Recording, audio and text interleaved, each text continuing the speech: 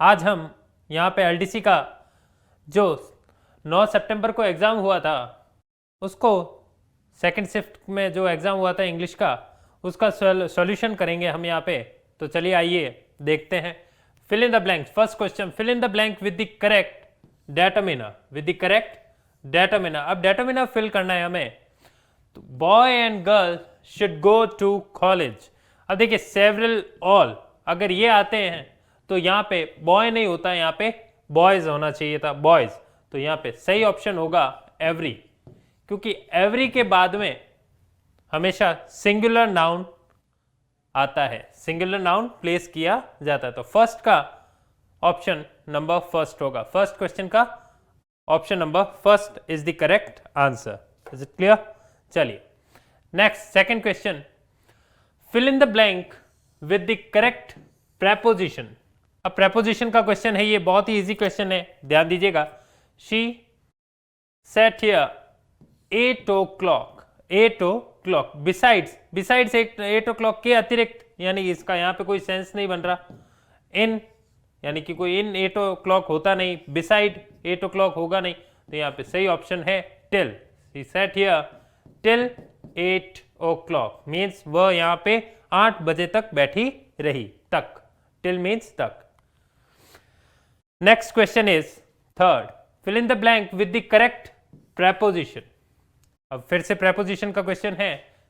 She was blamed the failure, up नहीं होगा, she was blamed up the failure नहीं, of the failure, on the failure.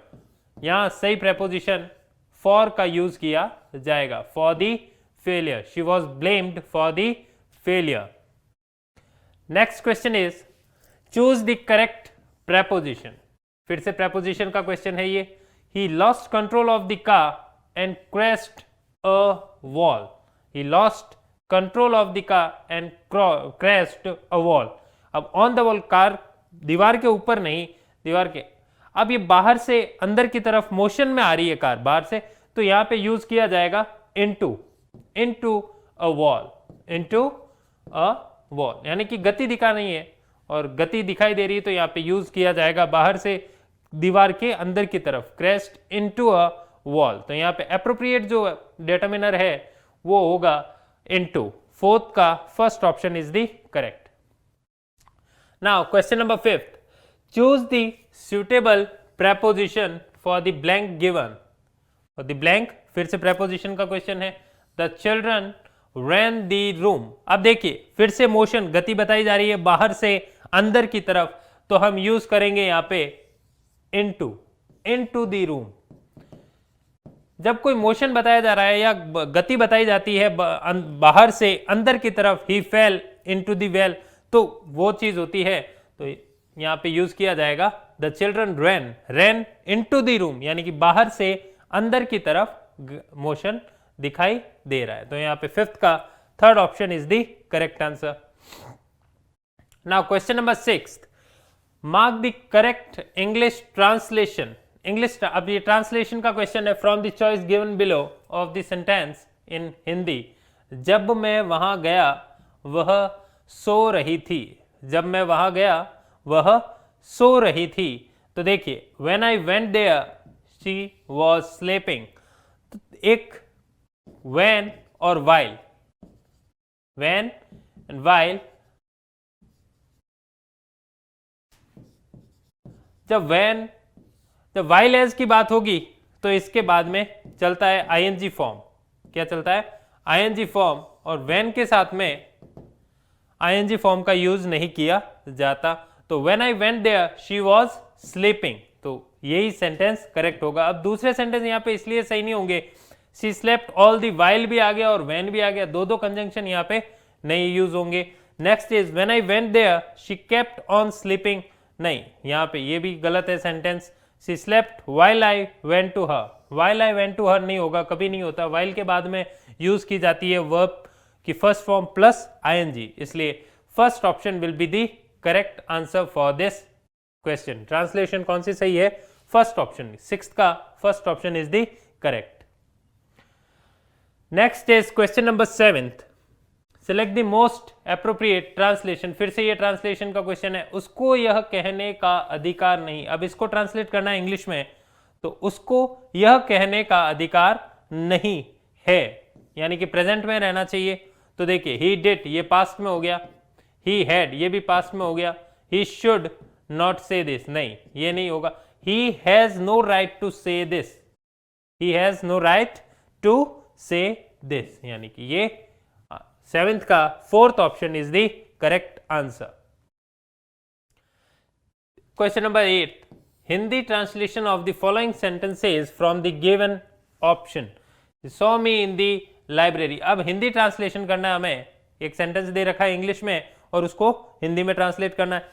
She saw me in the library, उसने मुझे पुस्तकालय में देखा। सॉ वर्ब की सेकंड फॉर्म, यानी कि सिंपल पास्ट का सेंटेंस होगा, तो देखा था, उसने मुझे पुस्तकालय में देखा था। मेरे को पुस्तकालय, अब मैंने उसे देखा ना कि उसने मुझे, तो मेरे को पुस्तकालय में उसने देखा ये गलत हो गया। वह मुझे पुस्तकालय में दिखी, नहीं ये भी सेंटेंस सही, मैं उसे पुस्तकालय में दिखी नहीं, तो उसने मुझे पुस्तकालय में देखा था। She saw me in the library. ठीक है। 9th, choose the most appropriate translation of the given sentence into English. अब देखिए अभिव्यक्ति की स्वतंत्रता हमारा मूल अधिकार है। अब ये हिंदी में सेंटेंस दे रखा है और इसको इंग्लिश में ट्रांसलेट करना है, तो अभिव्यक्ति की स्वतंत्रता यानी कि फ्रीडम ऑफ एक्सप्रेशन, ना कि फ्रीडम ऑफ स्पीच, अभिव्यक्ति की स्वतंत्रता हमारा मूल अधिकार है, तो यहां पे यूज सही वर्ड एक्सप्रेशन होगा। Freedom of expression is a fundamental right, fundamental right यानी कि मूल अधिकार, यह आपने पॉलिटिकल साइंस में पढ़ाई होगा, मूल अधिकार। तो सही इसका करेक्ट फॉर्म है 9th का first option. First option is the correct answer for this Hindi sentence. Now question number 10th, choose the correct option and fill in the blank. अब ध्यान दीजिएगा ये सेंटेंस सब्जेक्ट वर्ब एग्रीमेंट या हम देख सकते हैं कंजंक्शन से रिलेटेड है। ध्यान दीजिएगा, John as well as Tom waiting for you, as well as, ये मैं क्वेश्चन आपको करवा चुका हूं। एज वेल एज का मतलब जब एज वेल एज से दो सब्जेक्ट जुड़ेंगे तो पहले वाले सब्जेक्ट के अकॉर्डिंग वर्ब का यूज किया जाएगा। एज वेल एज कंजंक्शन से जब दो सब्जेक्ट जुड़ेंगे, सिंगुलर सब्जेक्ट्स है, जॉन और टॉम दोनों सिंगुलर सब्जेक्ट्स है, और जब ये जुड़ रहे हैं एज वेल एज से तो पहले वाले सब्जेक्ट के अकॉर्डिंग वर्ब का यूज किया जाएगा।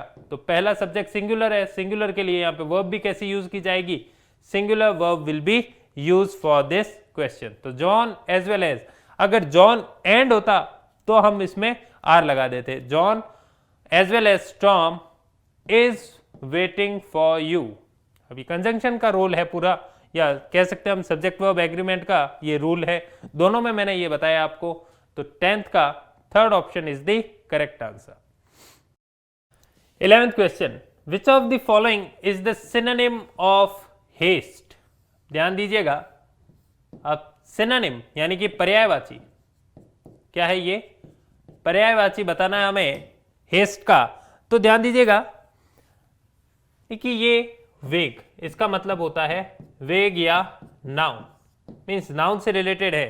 तो स्लो का मतलब धीमा, डिले मतलब देरी, लेथार्जिक मींस धीमा या लेट। तो इसका सिनोनिम यानी कि पर्यायवाची जो शब्द होगा वही होगा ब्रिस्क यानी कि तेज। ठीक है, इज इट क्लियर, ये एडजेक्टिव है। 11th का D option is the correct answer. Now question number 12th, which of the following is the synonym of indict। अब ध्यान दीजिएगा, इंडिक्ट यानी दोष लगाना, किसी पे दोषारोपण करना, दोष लगाना। तो यहां पे सही ऑप्शन होगा एक्यूज। एक्यूज का भी मतलब होता है दोष लगाना, दोष लगाना।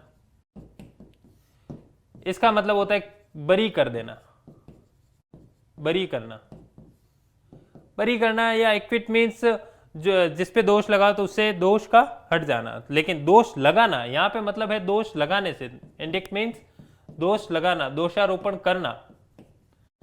और सिनोनिम पूछा है यानी कि पर्यायवाची पूछा है, तो इसका मतलब होगा यहाँ option number fourth is the correct answer. Speculate means अंदाजा लगाना या सट्टा लगाना, स्पेकुलेट मीन्स, ठीक है, अगर वर्ब के तौर पे लिया जाए तो 12th का fourth option is the correct answer.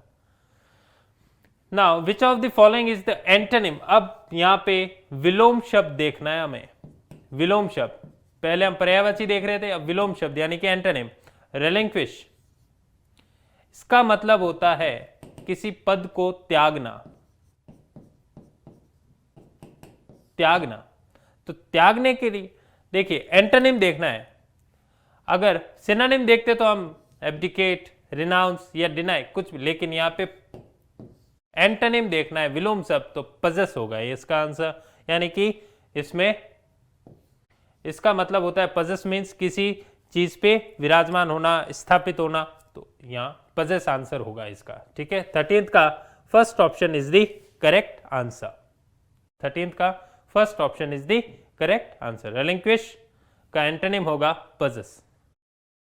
14th question, choose the correct, फिर से एंटोनिम विलोम शब्द of the following word from the options given below. काम, अब देखिए काम यानी शांत, तो इसका एंटोनिम देखना है। पैसिफाई का भी मतलब ये वर्ब के तौर पे लिया जाए तो शांत करना, पैसिफाई। और प्लीज यहां सही ऑप्शन होगा एक्साइट।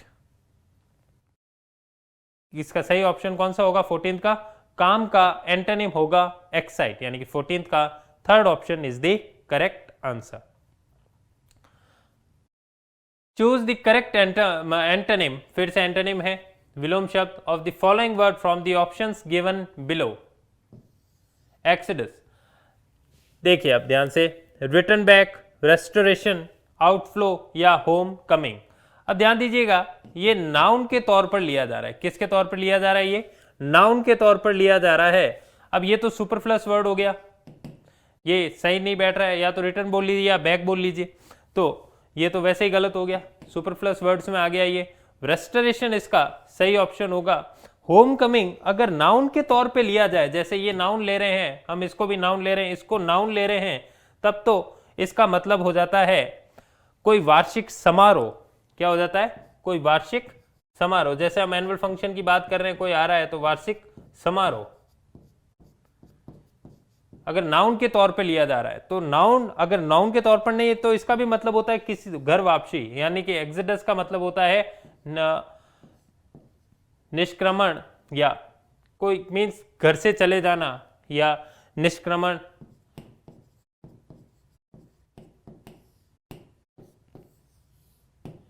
तो यहां पे घर वापसी, रेस्टोरेशन। एंटोनिम पूछा है तो 15th का second option is the correct answer. Is it clear? Next question is 16. Choose the correct antonym of the following word from the options given below. Shallow. Shallow का मतलब होता है छिछला, छिछला पानी या कोई भी छिछला, यानी कि ज्यादा गहरा नहीं। शॉर्ट का मतलब छोटा। अब एंटोनिम विलोम शब्द देखना हमें। शॉर्ट यानी छोटा, ब्रीफ यानी भी छोटा, डीप गहरा। अब छिछला और गहरा, तो 16th का third option will be the correct answer.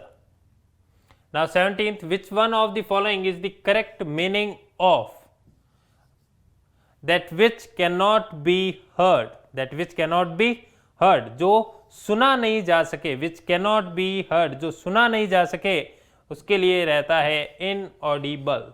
Inaudible यानी एक्सेसिबल का होता है दुर्गम या अगम्य। दुर्गम या जहां जाया ना जा सके, अगम्य। इंडेलिबल मीन्स स्थाई, या कह लीजिए जो खाया ना जा सके। इनएडिबल भी होता है, इंडेलिबल भी होता है। इनविंसिबल यानी अजय। ये सारे एडजेक्टिव हैं, ये सारे एडजेक्टिव्स हैं। तो इसलिए 17th का option number second will be the right answer. ठीक है, that which can not be heard, जिसको सुना ना जा सके, इनऑडिबल। और ऑडिबल को कहा जाता है जिसको सुना जा सके। ठीक है, 17th का second option is the correct answer. Now question number 18th, which one of the following is the correct meaning of killing of self, यानी कि खुद को मारना, खुद को मारना, किलिंग ऑफ सेल्फ. तो सेल्फ किलर वो नहीं होगा, सुसाइड. 18th का second option will be the right answer. Suicide करना यानी कि खुद को मारना मीन्स सुसाइड करना. ठीक है. 19th, which one of the following is the correct meaning of the study of human behavior and societies? societies के लिए यहां होगा एंथ्रोपोलॉजी. एंथ्रोपोलॉजी यानी कि जो ह्यूमन बिहेवियर या सोसाइटीज की स्टडी करे उन्हें कहा जाता है एंथ्रोपोलॉजिस्ट या एंथ्रोपोलॉजी. ये तो है मनुष्य विज्ञान या, और इनको करने वाले कहलाते हैं एंथ्रोपोलॉजिस्ट. ठीक है. 19th का fourth option is the correct answer. Now question number 20, replace the underline part of the sentence with one word from the options given below. John is a person who collects stamps. अब जिसको ticket संग्रह का, stamp ticket यानी कि जो tickets को संग्रह यानी कि कलेक्ट करने में रुचि रखता हो उसे क्या कहा जाएगा? बिब्लियोफाइल. ये तो जो किताबों को पढ़ना पसंद करता हो या किताबी कीड़ा हो जिसको कहा जा सकता है, जिसको किताबें पसंद हो, तो ये तो किताबी मास्टर या किताबी कीड़ा जो भी कह लीजिए आप, जिसको किताबें पढ़ना पसंद हो, जो किताबों में खोया रहता हो. आर्कियोलॉजिस्ट यानी कि पुरातत्ववेदा, पुरातत्व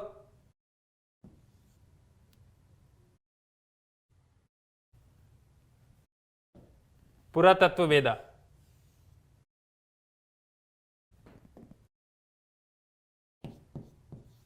पुरातत्ववेदा. अब देखिए न्यूमिस्मेट, और इसका सही आंसर होगा फिलेटलिस्ट. सही आंसर कौन सा होगा? 20 का fourth option is the correct answer, philatelist. Is it clear? जो टिकट्स का कलेक्शन करता हो या टिकट संग्रह करता हो उसको क्या कहा जाएगा? Philatelist. Now 21, question number 21, choose the correct option of prefix to make new word. Continued. Continued का मतलब होता है लगातार कोई चीज कंटिन्यू प्रोसेस में थी, कंटिन्यूड. और इसका जब हम एंटोनिम बनाएंगे तो वो हो जाएगा डिसकंटिन्यूड. इसके आगे क्या लग जाएगा? प्रीफिक्स लगाना हमें, तो dis plus continued will be the. Uncontinued नहीं होता, इनकंटिन्यूड नहीं होता, मिसकंटिन्यूड नहीं होता, होता है डिसकंटिन्यूड. 21 का fourth option will be the right answer. Now 22, choose the correct form of indirect narration for the given sentences. The lady said to the man, please lend me your pen. Please पहले ही आ रखा है यहाँ पे please, तो इसके लिए reporting verb होगी हमारी requested. तो इनमें देख लीजिए किस में है requested. The lady requested, the lady asked, the lady said and the lady told. तो requested is the correct reporting verb. तो हमारा ऑप्शन भी कौन सा सही होगा? The lady requested the man to lend her his pen. यानी कि अब देखिए लैंड मी, जो मी है वो किस में चेंज हो जाएगा? सब्जेक्ट में, यानी कि लेडी है तो हर, और हिज पेन यानी कि your will be converted man, तो हिज में चेंज हो जाएगा. तो lady requested the man to lend her his pen. 22 का first option is the correct answer. Now 23, choose the correct transformation. Transformation करना है from adjective to interrogative में ले जाना है, यानी कि क्वेश्चन मार्क वाले में ले जाना है. तो ध्यान दीजिएगा, we should not waste time यानी कि नेगेटिव सेंटेंस है, we should not waste time in this fruitless occupation. तो अब इसमें हम इंटेरोगेटिव में ले जाएंगे तो नॉट का यूज नहीं किया जाएगा. ध्यान दीजिएगा, मैंने आपको बताया था ट्रांसफॉर्मेशन में जब एडजेक्टिव सेंटेंस में या नेगेटिव का हो तो इंटेरोगेटिव जब हम बनाएंगे तो नेगेटिव वर्ड यूज नहीं किया जाएगा, और जब इंटेरोगेटिव में नेगेटिव वर्ड का यूज हो रहा है और जब हम चेंज करेंगे एडजेक्टिव में तो हम उसमें नेगेटिव का यूज नहीं करेंगे। तो देखिए इसमें नेगेटिव ऑलरेडी नेगेटिव वर्ड है, तो जब हम इसको इंटरोगेटिव में ट्रांसफॉर्म करेंगे तो नेगेटिव वर्ड का यूज नहीं किया जाएगा। तो why should we waste time in this fruitless occupation, we should है, तो यहां पे यूज ऑप्शन भी कौन सा सही होगा, first option is the correct answer. Why should we waste time in this, should आ रहा है इसलिए यहां पे भी शुड आना चाहिए, तो why should we waste time in the fruitless occupation? 23rd का first option is the correct answer. Now 24th, choose the correct transformation from adjective to interrogative. अब adjective to interrogative ले रहे हैं, फिर man cannot die better than, अब देखिए cannot जब negative sentence है तो हम इंटरोगेटिव में ट्रांसफॉर्म करेंगे तो नेगेटिव वर्ड का यूज नहीं किया जाएगा। तो man cannot die better than facing fearful odds, तो how can man die better than should man, ये यूज नहीं होगा क्यों, can आना चाहिए, will man नहीं होगा, मॉडल्स कौन सा आना चाहिए, can, तो how can man die better than facing fearful odds, तो 24th का third option is the correct answer, यहां पे भी will है। Now question number 25th, choose the correct option, choose the correct option changing the following sentences into adjective. What a delicious food, what a delicious food। तो ध्यान दीजिएगा जब हम इसको ट्रांसफॉर्म करेंगे एडजेक्टिव में तो एक्सक्लेमेशन मार्क को हटाया जाएगा, क्योंकि एडजेक्टिव में चेंज करना है तो उसमें एक्सक्लेमेशन मार्क यूज नहीं होगा। तो ध्यान दीजिएगा, what a delicious food, it was a very delicious food. मैंने आपको बताया था जब एडजेक्टिव वॉट या हाउ के बाद, वॉट या हाउ के बाद में एडजेक्टिव या एडवर्ब यूज होगा तो हम उसमें जब चेंज ट्रांसफॉर्म करेंगे तो वेरी का यूज किया जाएगा। तो ये वेरी का यूज कर लिया गया है, delicious adjective delicious food, it was a very delicious food. तो 25th का third option is the correct answer. Now 26th, choose the correct exclamatory form of the following sentences from the given options. He is a great doctor. अब ध्यान दीजिएगा हम exclamatory form बना रहे हैं, इसका adjective से हमने exclamatory में बनाना है तो note of exclamation आएगा जरूर, चारों में दे रखा है, चलिए ठीक है। अब ध्यान दीजिएगा what a great doctor he is है, तो what a स्टार्ट किससे करेंगे हम, what a great doctor he is. यहां पे हम नेगेटिव पॉजिटिव का यूज नहीं करेंगे, यहां पे सीधा सिंपल चलेगा, what a great doctor he is. 26 का first option will be the right answer. ये इज ही नहीं होगा क्योंकि ये तो फिर वापस क्वेश्चन आ जाएगा, क्वेश्चन नहीं चाहिए हमें, एक्सक्लेमेटरी चाहिए। तो एक्सक्लेमेशन के लिए what a great doctor he is, subject और वर्ब का यूज होना चाहिए, ना कि वर्ब और सब्जेक्ट का, ठीक है। चलिए 26 का first option.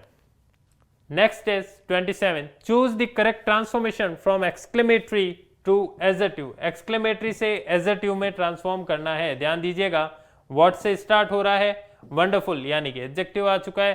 Creature and elephant is, तो ध्यान दीजिए an elephant is a very wonderful creature, an elephant is a very wonderful creature। क्योंकि जब भी what और how के बाद में adjective या adverb प्लेस कर ले तो हम जब चेंज करेंगे उसको adjective में तो very का यूज किया जाएगा। Is it clear? An elephant is a very wonderful creature। 27th का second option is the correct answer।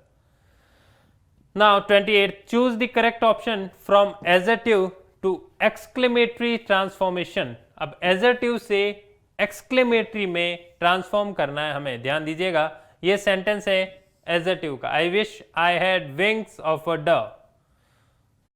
तो व्हाट इफ, मैंने ऐसा नहीं बताया है आपको, आप देख लीजिएगा ट्रांसफॉर्मेशन का मेरा वीडियो अब जो अपलोड हो चुका है उसमें मैंने क्या बताया। जब भी यूज किसका किया जाएगा, आई विश का, तो हम ओ that,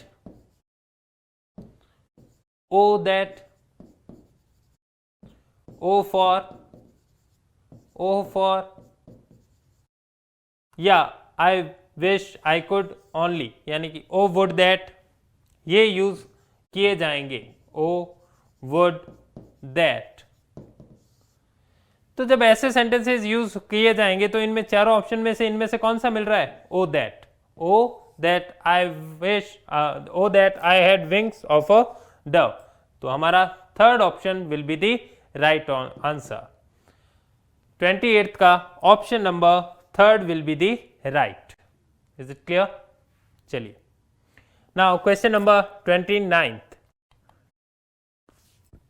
choose the appropriate article given in the options. अब आर्टिकल का सेंटेंस है ये, क्वेश्चन है copper is a useful metal. अब ये देखिए यूजफुल, यू, ये हिंदी के स्वरों में आता है क्या? नहीं आता, तो यहां पे हम एन का यूज तो नहीं करेंगे। कुछ देखिए, मैंने आपको आर्टिकल के वीडियो में बताया था कि जब भी एन यूज होगा तो हिंदी के स्वरों के उच्चारण के अनुसार, साउंड मैटर्स, साउंड मैटर करती है यहाँ पे, तो हिंदी के स्वरों के उच्चारण के अनुसार एन का यूज किया जाएगा और हिंदी के व्यंजनों के उच्चारण के अनुसार ए का यूज किया जाएगा। तो ये देखिए, हिंदी के स्वरों में नहीं आता, ये हिंदी के व्यंजनों में आता है, तो इसलिए हम यूज करेंगे ए का। Copper is a useful metal. तो 29th का fourth option is the correct answer. Now question number 30, we could barely get any information at the airport. We could barely यानी कि मुश्किल से। अब ध्यान दीजिएगा, जब पहले ही बोल रहा है वो मुश्किल से, get any information at the airport, तो हम देखेंगे people seem to have idea about the flights, only a few, यानी कि कम लोगों को ही पता होगा। जब मुश्किल से है तो हर किसी को थोड़ी पता होगा। कोई इंफॉर्मेशन हमें चाहिए और हमें लगे कि यहाँ तो ये मुश्किल से मिलेगी, तो पहले ही वो बेयरली यूज कर चुका है नेगेटिव वर्ड, तो यहां पे only a few people seem to have some idea about the flights, यानी कि मुश्किल से कुछ लोगों को पता होगा इस इंफॉर्मेशन के बारे में या फ्लाइट्स की इंफॉर्मेशन के बारे में। तो first option will be the right answer, only a few, some. Now question number 31, teachers prefer a class that is fairly consistent in having pupils. Pupils means pupils, इसका मतलब होता है छात्र, शिष्य। pupils of the same level, हाँ बिल्कुल। whole teachers नहीं होता, all teachers होता तो हम कर लेते। every teachers नहीं आता, every के बाद में जब भी आता है तो सिंगुलर नाउन आता है। कैसा नाउन आता है? सिंगुलर, और ये प्लूरल काउंटेबल नाउन है, इसलिए एवरी का यूज नहीं होगा, होल का यूज नहीं होगा, नाइदर का यूज नहीं होगा, नाइदर। अब यहां पे यूज क्या होगा? मोस्ट का, क्योंकि नाइदर के जस्ट बाद भी अगर नाउन आता है तो वो सिंगुलर चलता है। तो नाइदर टीचर होता है या नाइदर ऑफ द टीचर्स होता, तो जो यहाँ वर्ड एग्जैक्टली रहेगा सुटेबल जो डेटर्मिनर वो है मोस्ट। वो कौन सा है? 31st का third answer is the correct, third option is the correct answer. Choose the correct tense of the verb from the given options. Sita told them that they wrong. Told, उन्होंने, सीता ने कहा, तो यहाँ पे यूज भी कौन सी form होगी?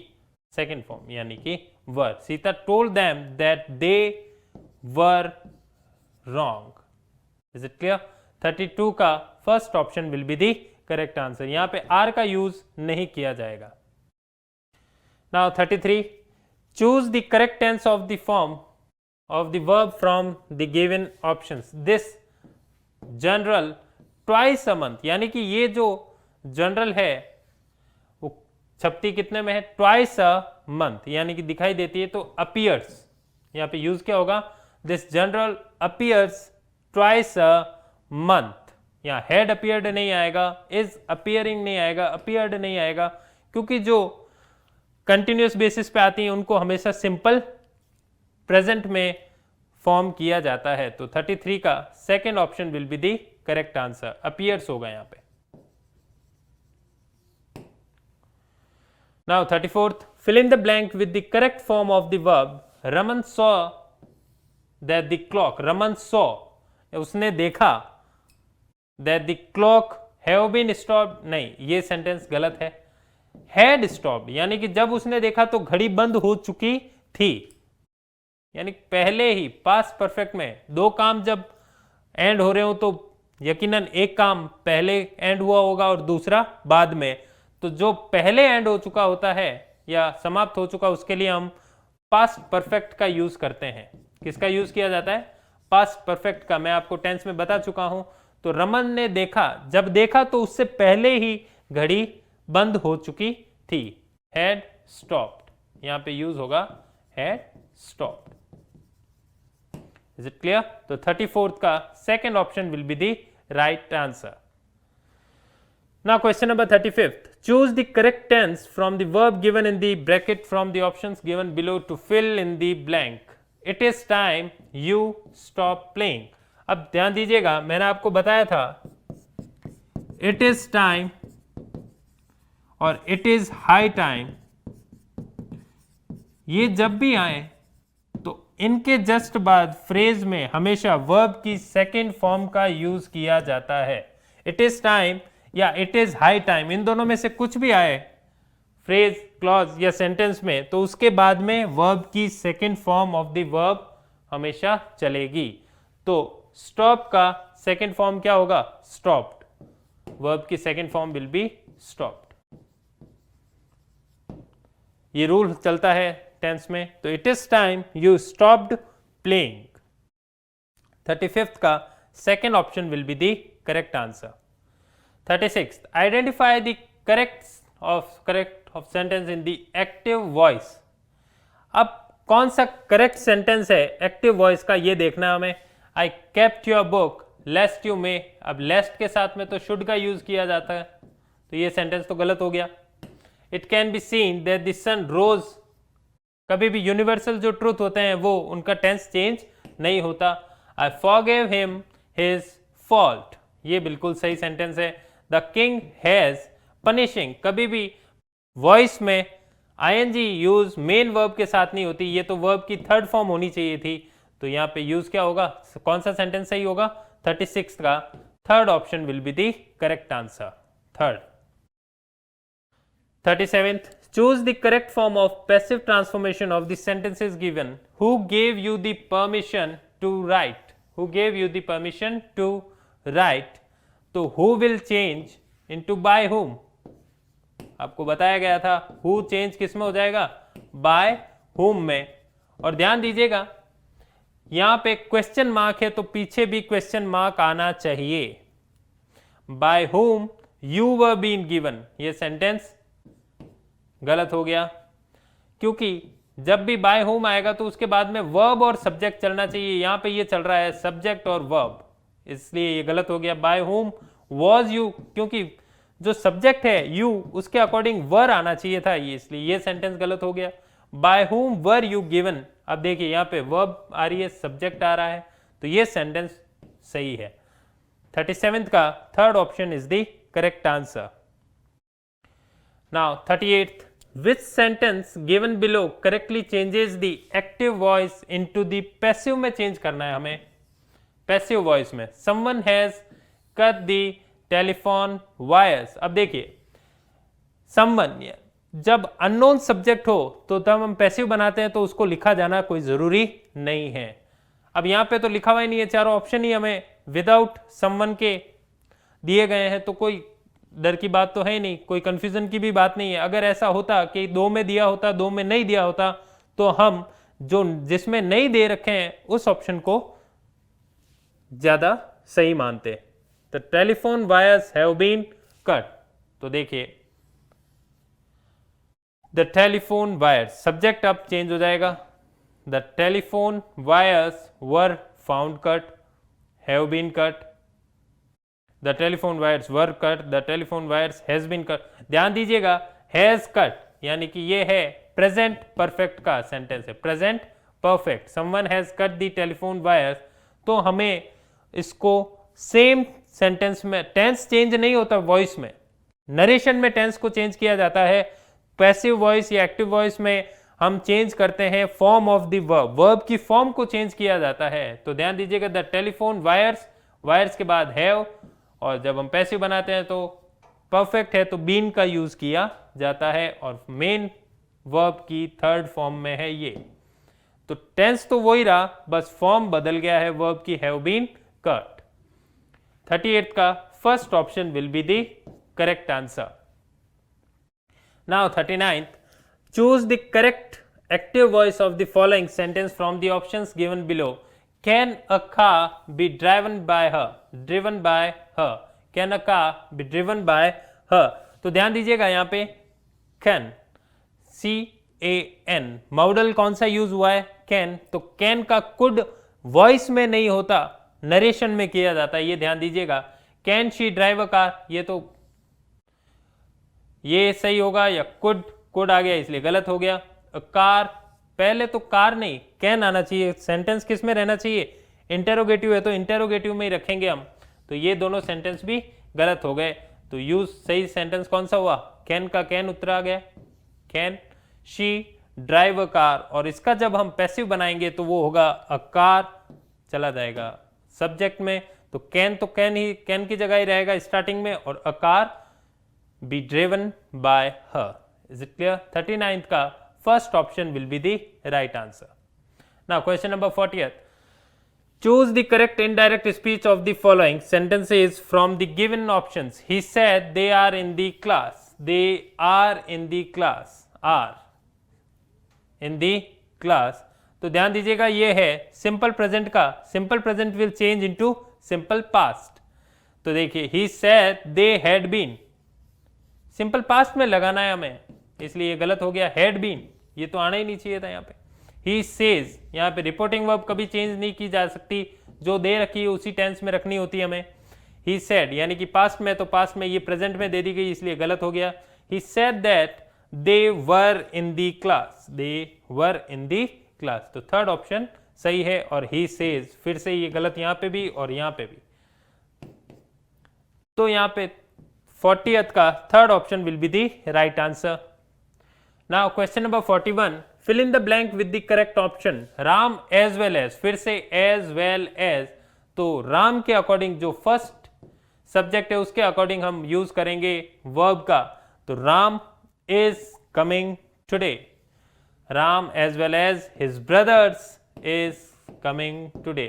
हमें ये कंफ्यूज कर देता है, ब्रदर्स आ रहा है तो आर लगा दें, ऐसा नहीं होगा। यहाँ पे वर्ब किसके अकॉर्डिंग चलेगी? फर्स्ट सब्जेक्ट के अकॉर्डिंग। फर्स्ट सब्जेक्ट सिंगुलर है तो वर्ब भी कैसी यूज होगी? सिंगुलर। सब्जेक्ट सिंगुलर तो वर्ब भी सिंगुलर, तो इसका यूज किया जाएगा। 41st का first option is the correct answer.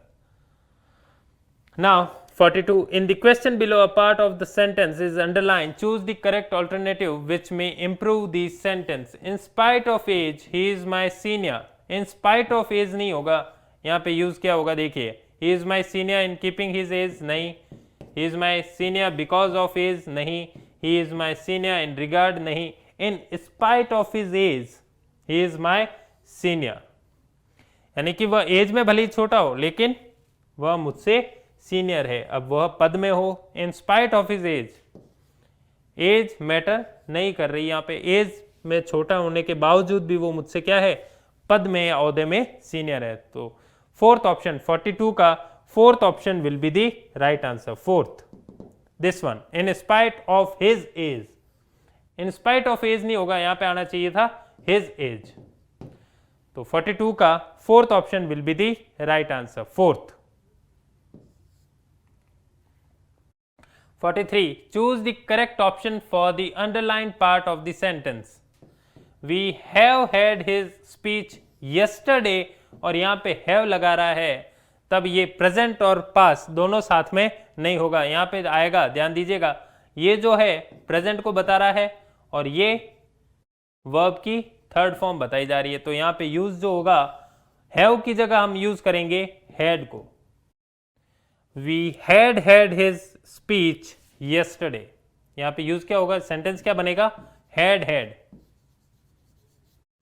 had his speech yesterday। तो 43 का fourth option is the correct answer. ऐसा तो स्ट्रक्चर बन ही नहीं सकता।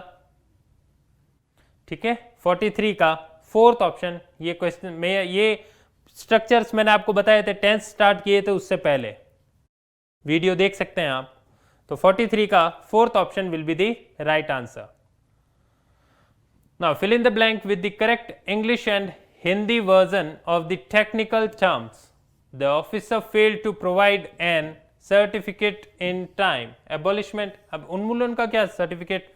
अबेटमेंट, कटौती, इसका सर्टिफिकेट उसने हमें समय पर नहीं दिया, नहीं दे पाए, तो अबेटमेंट, कटौती। 44th का second option will be the right answer. 45th, fill in the blank with the correct English and Hindi version of the technical term from given options. The chairman was forced to his post, तो आप सीधा सीधा देख सकते हैं त्यागना, abdicate his post यानी कि त्यागना, अध्यक्ष को विवश होकर अपना पद त्यागना पड़ा। Is it clear? तो यहां पे सीधा सीधा लिख दीजिए आप abdicate, विवश होकर पद त्यागना को कहा जाता है abdicate। 45th का second option will be the right answer. 46th, fill in the blank with the correct English and Hindi version of the technical term from given options. The manufacturer has asked for and for its new product. ध्यान दीजिएगा, ये question निर्माता ने अपने नए उत्पाद के लिए मांगा है। नए उत्पाद, निर्माता जो मैन्युफैक्चरर होता है। अब देखिए एबनॉर्मल डिमांड, कभी निर्माता डिमांड क्या मांगेगा? डिमांड तो अगर उसको दिखाई दे रही होगी तो मांगेगा। अब ध्यान दीजिएगा, उसके लिए मांगा जाएगा या तो एबनॉर्मल प्राइस या एबनॉर्मल प्रॉफिट, लेकिन यहाँ पे ज्यादा मैन्युफैक्चरर यानी निर्माता प्राइस के बजाय लाभ ज्यादा मांगता है कि यहाँ पे कितना लाभ हो सकता है, तो उसने एबनॉर्मल यानी कि असामान्य लाभ की मांग की। तो ज्यादा एप्रोप्रिएट जो रहेगा वहां पे वो रहेगा एबनॉर्मल प्रॉफिट। निर्माता ने the manufacturer has asked for an abnormal profit, क्योंकि रिटेलर होता तो वो प्राइस मांग सकता था, रिटेलर प्राइस मांग सकता है, लेकिन निर्माता, हमने मूवीज देखी होगी तो जो भी प्रोड्यूसर होता है वो लाभ की बात करता है, प्रॉफिट की बात करता है। ठीक है, कितने प्रतिशत प्रॉफिट हुआ क्या नहीं हुआ, तो वहां पे abnormal profit will be the right answer. Abnormal profit.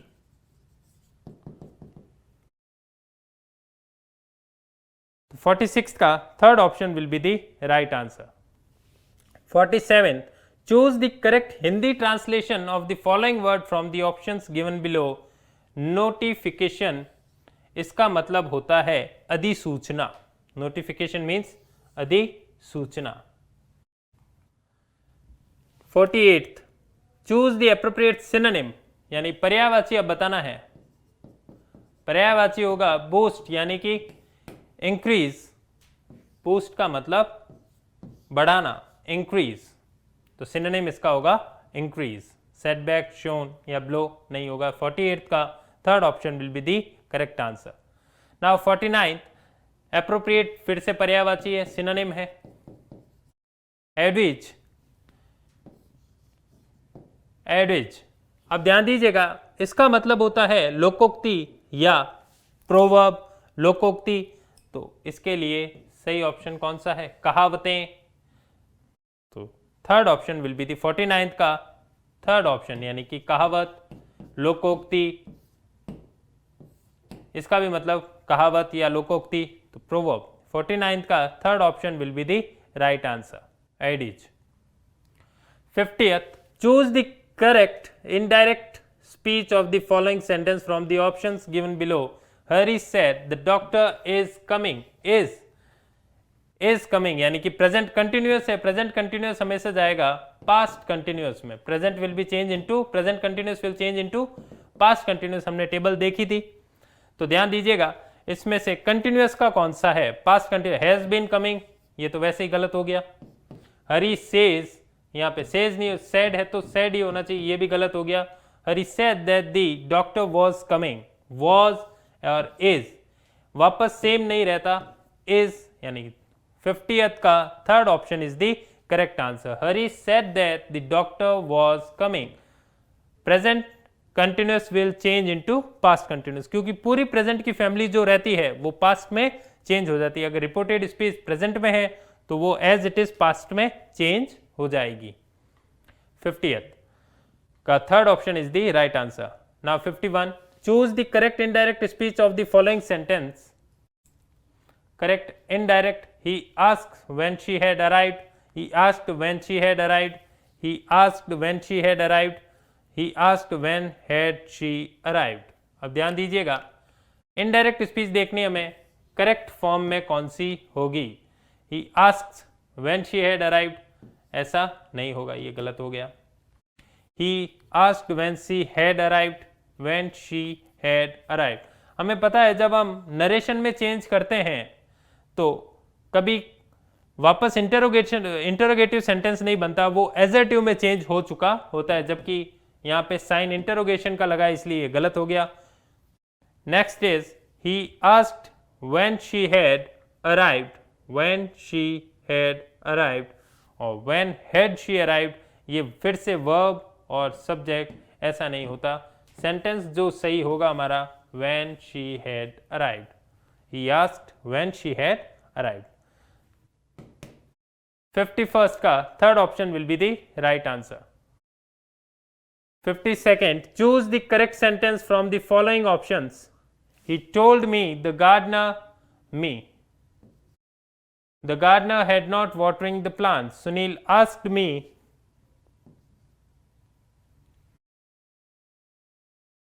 he told me the gardener had not watering the plants. अब ध्यान दीजिएगा, ये भी गलत. टोल्ड, कभी भी नरेशन जो रहता है इनडायरेक्ट स्पीच का, इनडायरेक्ट स्पीच में हमें इसको तब्दील करना है. तो the gardener had not watering the plants. तो ध्यान दीजिएगा, कभी भी इनडायरेक्ट स्पीच इन्वर्टेड कॉमाज में नहीं रहती, तो इसलिए first option is correct, wrong. Sunil asked me if I am appearing for this exam. Asked me कभी भी प्रेजेंट कंटिन्यूस में नहीं रहता, हम पास्ट में चेंज कर देते हैं उसको. अगर वो यूनिवर्सल ट्रूथ तो वैसे भी कंटिन्यूस में नहीं रहता. तो ध्यान दीजिएगा, ये सेंटेंस इसलिए गलत है.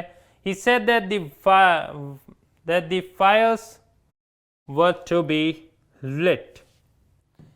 प्रज्वलित, लिट मीन्स, सही सेंटेंस कौन सा है? That fires were to be lit. 52nd का third option will be the right answer. ये भी गलत हो गया. I am ready. 53rd, choose the correct negative form of the following sentence from the given options. Correct negative form of the apple. He doesn't love apples. Neither he loves apples, he not love apples, he may not love. तो he doesn't love apples. He doesn't love apples. 53rd का fourth option will be the right answer. 54th, change from adjective to negative. अब negative में change करना है. ध्यान दीजिएगा, जब everyone होता है तो हम यूज करते हैं there is no one. no one का यूज करते हैं. तो ध्यान दीजिएगा, makes mistakes. everyone makes mistakes. No one is with mistakes. इसका कोई सेंस ही नहीं निकल रहा है इस सेंटेंस का. There is no one who doesn't make mistakes. There is no one who doesn't make mistakes. ये सेंटेंस बिल्कुल सही है. हु इज मिस्टेक फ्री, ये नहीं होगा, ये नहीं. जो मैंने आपको बताया वो है sentence. There is no one, double negative word, no one who doesn't make mistake. ऐसा कोई नहीं है जो मिस्टेक नहीं करता, क्योंकि परफेक्ट कोई नहीं होता. Everyone makes mistakes. हर कोई मिस्टेक्स करता है. तो हम कहेंगे there is no one who doesn't make mistake. ये एडजेक्टिव यानी कि अफर्मेटिव है. अफर्मेटिव को जब हमने चेंज किया नेगेटिव में, तो ये चेंज होगा उस रूल के द्वारा जहां मैंने आपको बताया था डबल नेगेटिव वर्ड का यूज किया जाएगा. तो नो वन और हु डजंट. 54th का second option will be the right answer.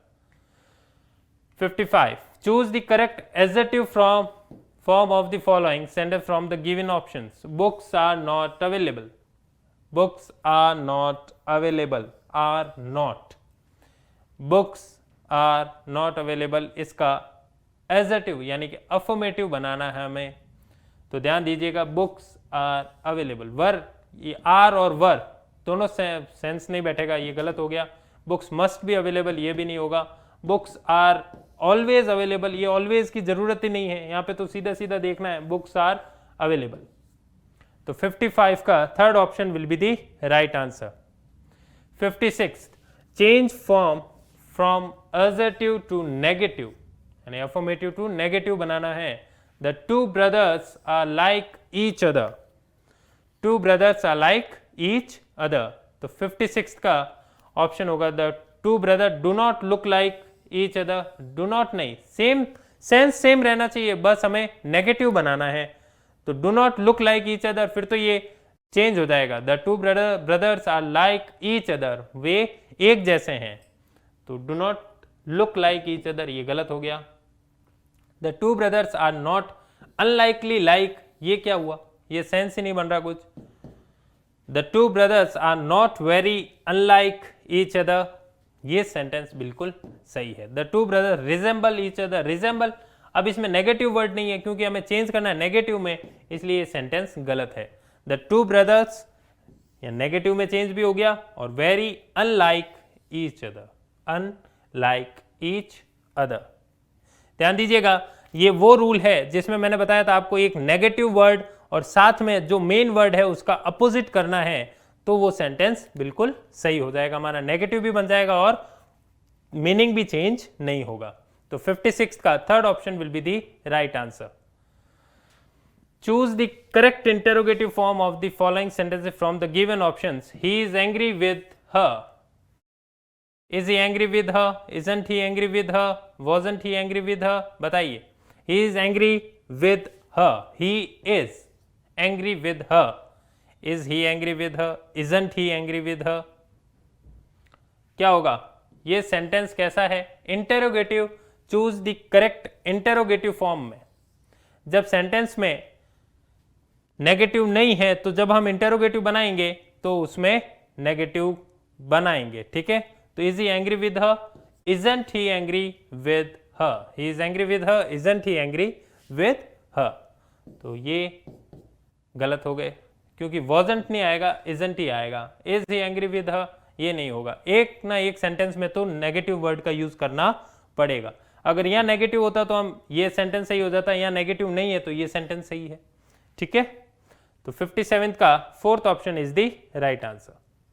Now 58 choose the correct conversion from interrogative to assertive. Interrogative से एजर्टिव में बनाना है. अब ध्यान दीजिएगा, इंटेरोगेटिव में नॉट लग गया है तो फिर वहां पे जब हम बनाएंगे तो वो अफर्मेटिव सेंटेंस बनेगा, ना कि negative.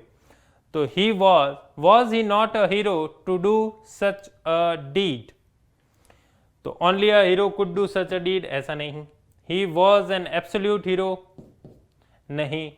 He was not a hero, not नहीं आएगा यहाँ पे, ये भी गलत. तो सही सेंटेंस है he was such a hero to do a deed. He was such a hero to do a deed. Is it clear? Now 59th, if you take away the prefix and the suffix, what word is left of the word unemployed? ये word है unemployed. Unemployed. अब ध्यान दीजिएगा, अगर ये इसमें से prefix, ये प्रीफिक्स है और ये सफिक्स है, तो जब इन दोनों को हटा दिया जाएगा, लैप्स कर दिया जाएगा, लोप कर दिया जाएगा, तो पीछे क्या बचेगा? एम्प्लॉय. पीछे क्या बचेगा? एम्प्लॉय. ये वर्ड बचेगा पीछे, यानी कि first option will be the right answer. अगर इसको करेंगे तो फिर ये यहाँ पे सफिक्स यहाँ रह गया सफिक्स और यहाँ पे प्रीफिक्स रह गया, तो हमें दोनों को हटाना है, तो इसलिए ये दोनों ही गलत हैं, तीनों ही गलत हैं. तो एम्प्लॉय सही सेंटेंस. कौन सा वर्ड क्या बचेगा पीछे? एम्प्लॉय. अगर इसके आगे हम प्रीफिक्स लगाएंगे अन, तो अनएम्प्लॉय, और ईडी तो अनएम्प्लॉयड. तो जब हम प्रीफिक्स और सफिक्स को हटाएंगे तो पीछे वर्ड बचेगा एम्प्लॉय. 59 का first option will be the right answer. 60th, what prefix would you add to the root word view to indicate that you see something before other people do, यानी कि किसी दूसरे इंसान या किन्हीं दूसरे लोगों के द्वारा देखने से पहले कोई चीज अगर हम देख लें तो उसको कहा जाता है प्रीव्यू।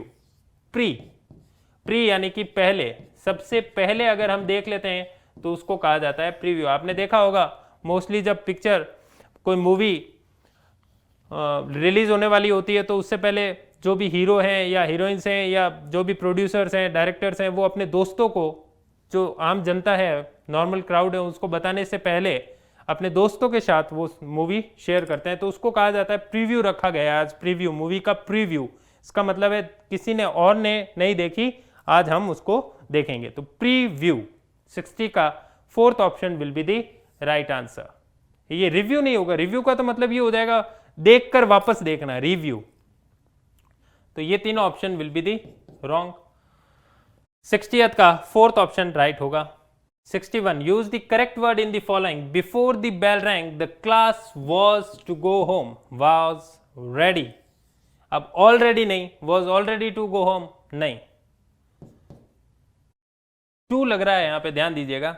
वॉज ऑलरेडी, वॉज तो ऑलरेडी दे रखा है, तो हम वॉज बार बार लगाएंगे तो गलत हो जाएगा। Were already, was were already दोनों साथ नहीं आएंगे, तो was ready to go home. 61 का third option will be the right answer. Now 62 use the correct word in the following, not everybody shares my principles. ये प्रिंसिपल्स हैं सिद्धांत, ठीक है, तो इनकी ही बात की जाएगी, सिद्धांतों की बात की जा रही है, पर्सनैलिटीज नहीं होगा। प्रिंसिपल्स ये तो हो गया मुख्य, यानी कि कोई हमारे स्कूल का प्रिंसिपल होता है तो मुख्य नहीं। यहाँ पे सेंटेंस में जो वर्ड एप्रोप्रिएट बैठेगा ये प्रिंसिपलिटीज नहीं, तो वर्ड जो बैठेगा 62 में वो होगा प्रिंसिपल्स, यानी कि सिद्धांत, principles. Now question number 63, fill in the blank with an appropriate word from the options given below, from the options given below। अब ध्यान दीजिएगा, all together ये नहीं है, ये स्पेलिंग रॉन्ग है, ये ऑप्शन तो होगा नहीं। at together नहीं होगा, तो अब ध्यान दीजिएगा, दो all together and all together, इसका मतलब होता है पूर्ण रूप से, इसका मतलब होता है पूर्ण रूप से, और इसका मतलब होता है सभी एक साथ, सभी एक साथ मिलकर, सभी एक साथ।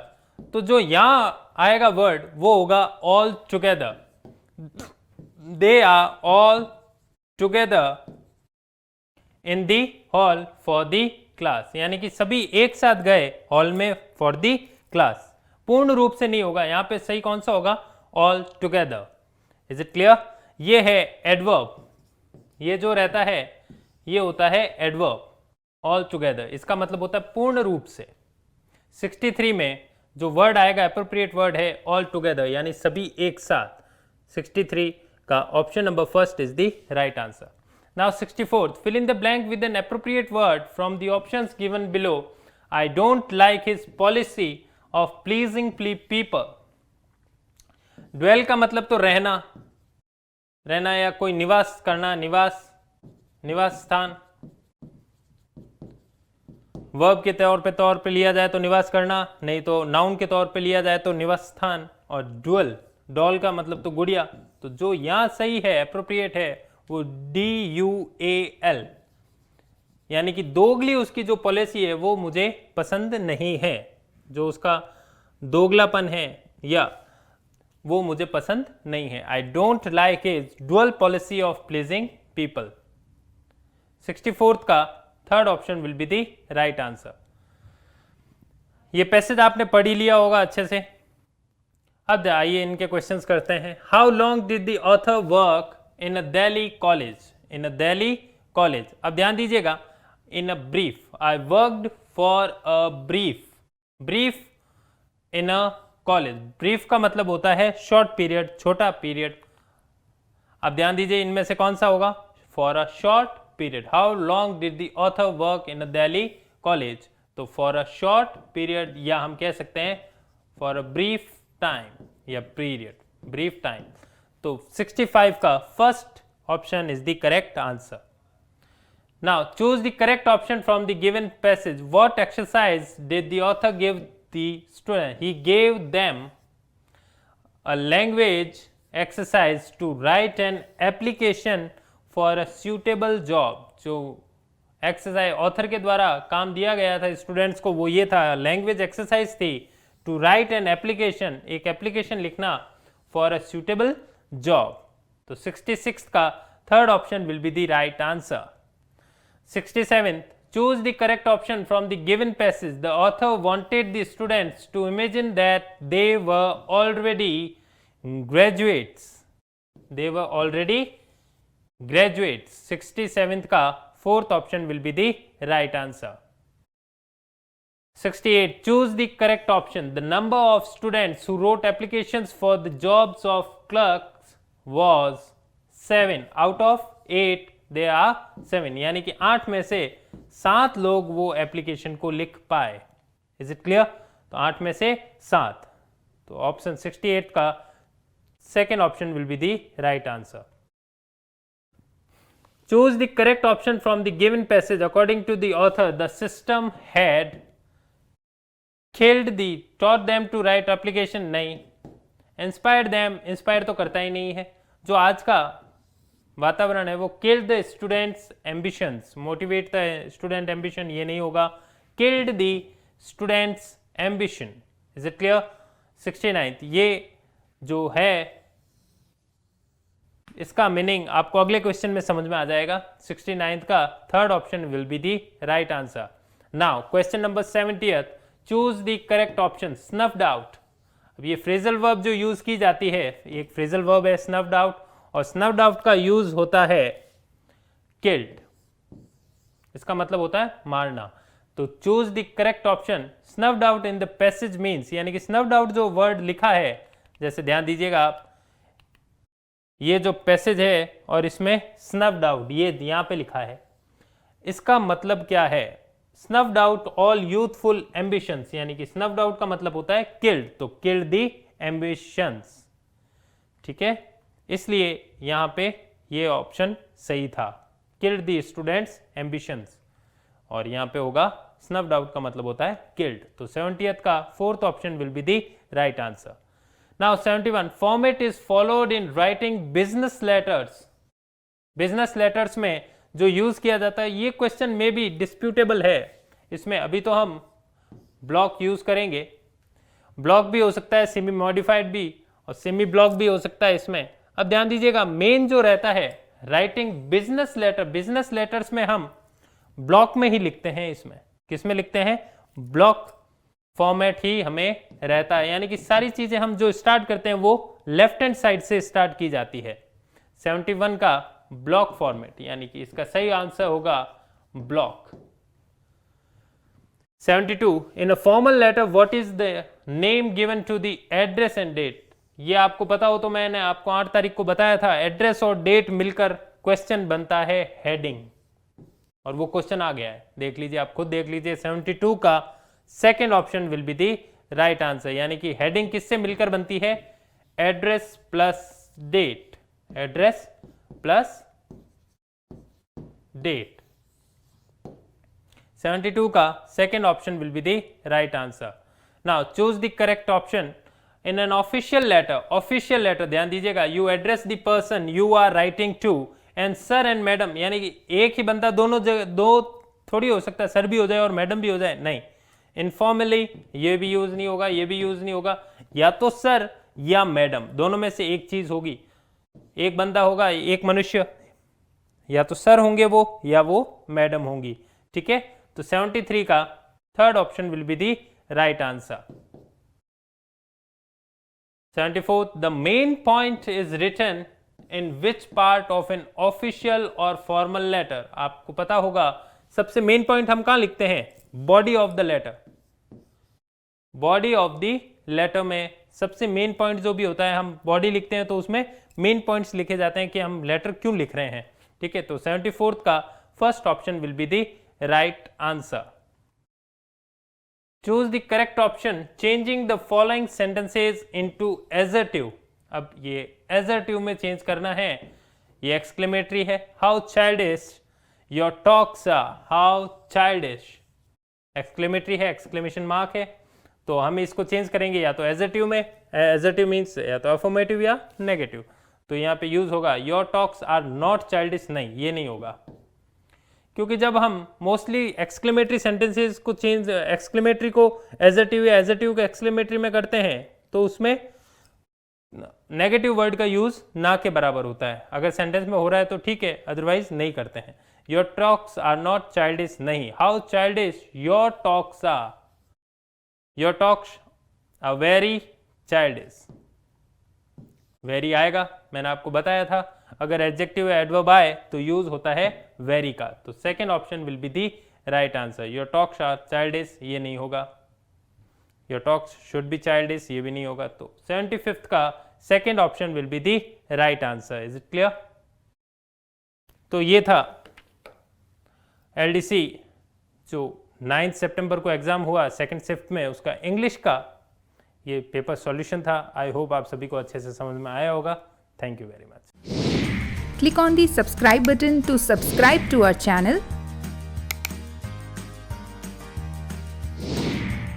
Press the bell icon on the YouTube app and never miss another update.